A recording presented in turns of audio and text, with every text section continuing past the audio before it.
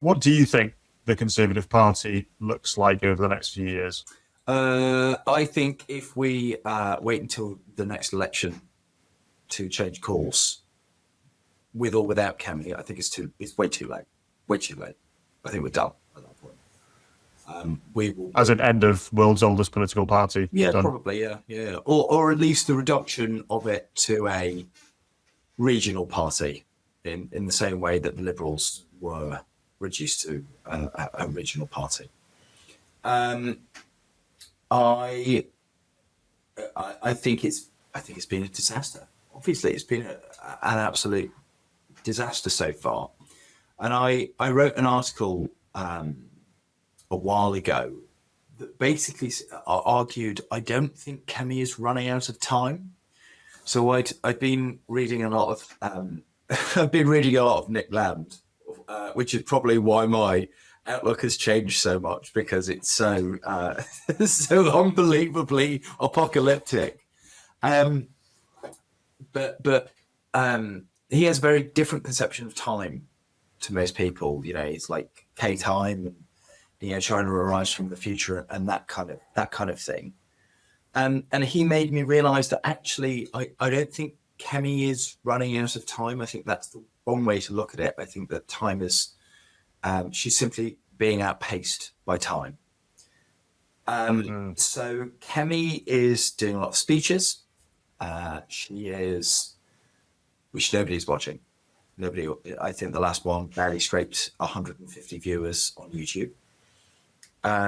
Well, She's doing a lot of speeches. She's doing a lot of very slow policy deliberation.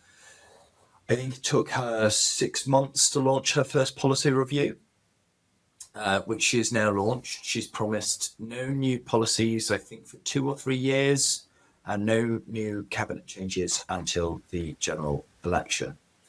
And even the kind of reactive media work is very, very, very slow. And it's as if she is conducting politics when it's maybe 1998, and still, the big weekly op-ed in the Telegraph, the physical copy, is like the most impactful way that you can influence politics.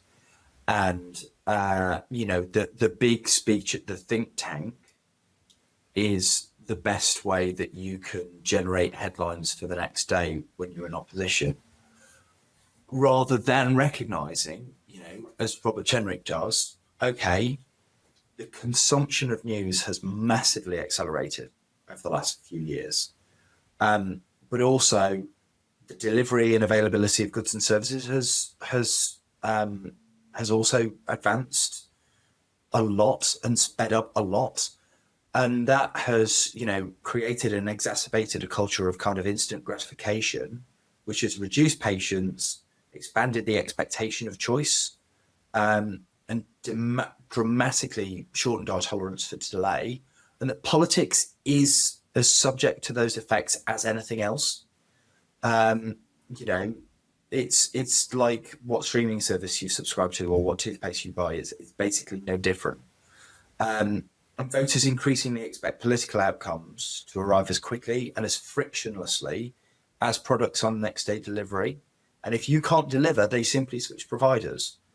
And, in 1997, there was no real nascent political threat to the right. And now there is. And there's one that voters can switch to very easily.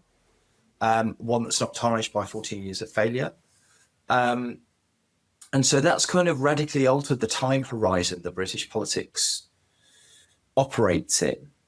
And, when you look at Rob Jenrick, he's doing a kind of instant reaction almost. He's also generating news headlines himself.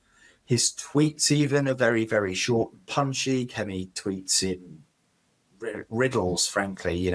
Everything's overwrought, everything's overwritten. And basically, I think the Nick Land quote I would use to describe this, I'm going to read it out, which is that time pressure, by its very nature, is difficult to think about. while the opportunity for deliberation is not necessarily presumed, it is at least, with overwhelming likelihood, mistaken for a historical constant rather than a variable. If there ever was a time to think, we think, there still is, and there always will be. But there won't be, and there isn't. And I think Kemi is still in that viewing time and the time pressure of politics as a historical constant rather than understanding the world as it is, which I think is where Rob Jenrick is. I think it's where somebody like Chris Philp, I think, gets it. I think it's kind of copying Rob. And you can also, I think, see it in people like Nick Finley and Neil O'Brien, who understand, okay, maybe they don't do huge videos, but they're doing Substacks, they're generating their own news, they're doing their own thing.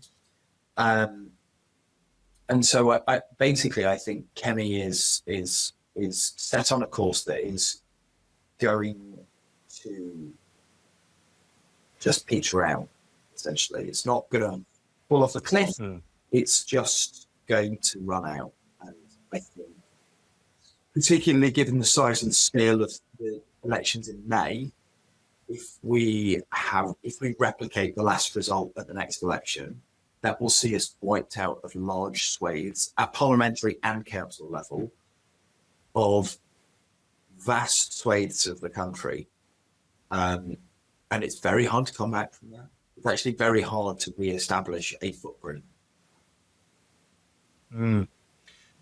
Let's say it's decided Kemi's to move aside and it goes to leadership election again within the Conservative Party. Robert Jenrick goes up, a few other people get thrown up. I'm not too sure who those candidates would be. Is there a potential concern that, given Jenrick was overlooked the last time, and you can still find quite frequent noises from various people in the Conservative Party saying the problem was, as we moved too far to the right, we need to tack closer to the centre, that he's overlooked again? Or do you think by the time it comes around, if it should come around, that Kemi is moving on, you're in dire straits as a party, that people will realise it's almost Jenrick or bust, unless, and I will chuck this in just as a livener, is that there has been rumours that Rupert Lowe is biding his time and maybe one day will end up in the Conservative Party in a kind of Jenrick Lowe dream team. Listen, you should never underestimate the Tory party's thirst for self-annihilation, right? That is fundamentally what it is. It's a self-annihilation machine that is occasionally interrupted by very violent bouts of extropy. Yes, there is a potential for us to overlook Rob Jenrick and do the obviously electorally popular good thing, and put in, I don't know, Penny Morgan, that's, or even worse, bringing back Boris. All of these things, none of these things are too stupid to countenance. But ultimately, and I say this as a loyal party member of 10 years plus, if the Tory party's thirst for self-annihilation is so strong that they can countenance doing something like bringing back Boris Johnson, then that thirst should be slaked. It should get what it deserves. And we should probably not stand in its way, frankly. I would, if it were Boris Johnson in the final two and not against Rob Jenrick, I think I would probably campaign very hard for Boris Johnson on the grounds that he would destroy the Conservative Party and it would deserve it. I really mean that. I actually mean that. Any party that would be so stupid as to think that that is a solution and that man should also be Prime Minister again, I don't think it deserves to exist. I really don't. I don't think Boris will do a comeback, but there are always rumours, and should the rumours prove to be true, I think, Boris Johnson is not the solution. He's the end. we was welcome in the end.